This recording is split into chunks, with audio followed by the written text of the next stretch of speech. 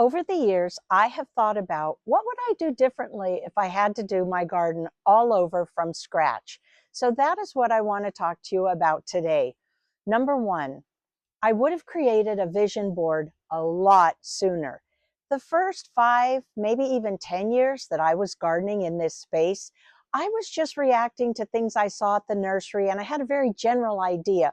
But what I would have done was create a vision board that would have given me a lot more organized approach because my taste hasn't changed that much over the years. But having a vision board sooner would have given me a much more organized approach, saved me a whole lot of money and mistakes. But this is hardly portable. I can't put it in my back pocket. So I would have also created a portable one that I can keep in my car, which I do, that has the same garden inspiration, so I stay on track. I would have created a vision board and a travel version a whole lot sooner. Number 2, decide if this is your forever home or if you plan on moving up.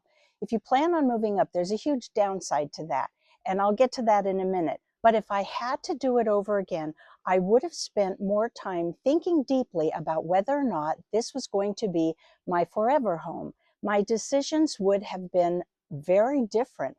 We had already been living in this house for 8 years, and that's when we built the koi pond.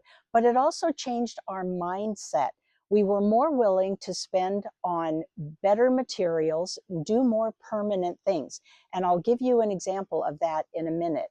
But the huge downside of planting a garden or designing a garden with the idea that it's going to add value so you can sell your home and move up, ask any realtor. That is not necessarily true. There are many buyers who look at a beautiful garden and see nothing but maintenance.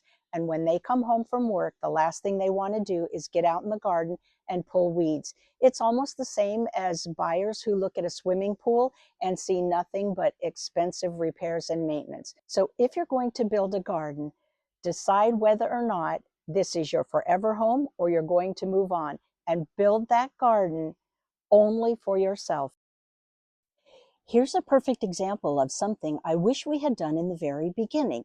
This beautiful flagstone was not what we originally put in the garden. We had originally put a wood deck, which of course over time started to look really bad, and we ended up ripping it out and spending a lot more money for the flagstone. So I wish we had done this in the very beginning. Number 3, I wish I had researched the maximum size and the drawback to every tree and plant I added to my garden. I added clumping bamboo because people reassured me that it would only grow in a circle and it would make a wonderful screen between me and the neighbor, and it would be very easy to control. Not so. The second thing I wish I had researched was privet. I love the leafy screen. I also used it on the other side to screen out the neighbors. Had I known that it was going to drop berries and seeds and that I would spend the next 6 years pulling them up constantly, I would have never planted them. So I would have done better research. I would have looked up the downside to every single thing I bought and planted. Number 4, I would have been willing to leave some areas of the garden unfinished in order to spend more money on the areas where we used the most. If you've seen my other videos, especially the one on container gardening, you know that I am crazy about big pots, but they're not cheap. So if I had to do it over again, I would have been more willing to leave some areas of my garden unfinished because that would have given me more money to buy bigger pots in the very beginning instead of having to save up for them. But at the time, I felt like a garden, when you move in, you landscape and a garden needs to be finished. I didn't learn for years that a real garden is never finished. It's a living, breathing thing and it's constantly evolving.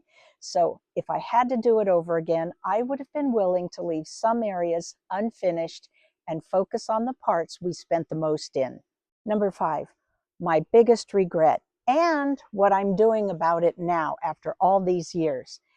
My biggest regret, if I had to do it over again, I would have set up a designated work area, a place that I would have enjoyed spending time with, and I would have taken better care of my tools. I'm not talking about a corner of the garden where you can stack pots and bags of soil. I'm talking about a designated place in the garden that I would enjoy spending hours and hours in.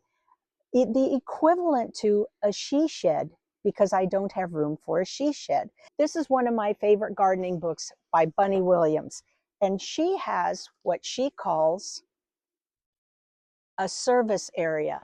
That idea is so romantic and wonderful to me. And here's what she says.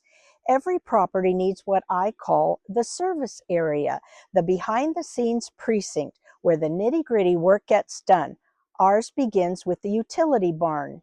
And then she goes on to talk about how she utilizes her barn and her property. I don't have a big estate. I have a tiny 1/6 of an acre city lot, and that includes the area that my house sits on. So I have a tiny narrow side yard that is only 9 feet wide, and I am in the process of turning that into my service area, a place where I am going to love hanging out. And that is the subject of another video. Here's a better look at my vision board. Like I said, if I had to do it all over again, designing my main garden, I would have used a vision board sooner. But because I'm starting a new project, my narrow side yard, I am using a vision board. And you can see that this is my 4th iteration of it. I still have my colors. My dream sink. This is Lewis Miller, a floral designer in New York City, but I love this pot display that he has in his office. I love the use of stone here, and this, I never really thought about using the side of my 2-story house for vertical interest. So, lessons from the past. I never start a new project now without a vision board. And that brings us to my last regret.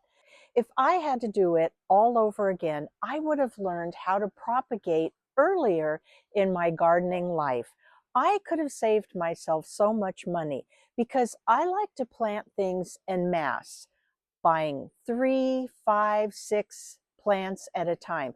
If I had learned how to propagate sooner, all I would have needed would be 1 plant, which I could have used as my mother plant, taken a bunch of cuttings, and all I would have needed was time and patience. So today, there are many patented plant varieties which I cannot propagate. They are protected, but there are tons of older varieties that it's okay to propagate and give cuttings. So I bought this yesterday at my favorite nursery.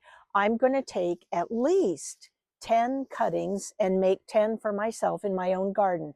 But Christmas is right around the corner. So in addition to making about 10 more of these for myself, because I want to make topiary, I'm going to make an additional 6 really cute Christmas presents. That's it for me today.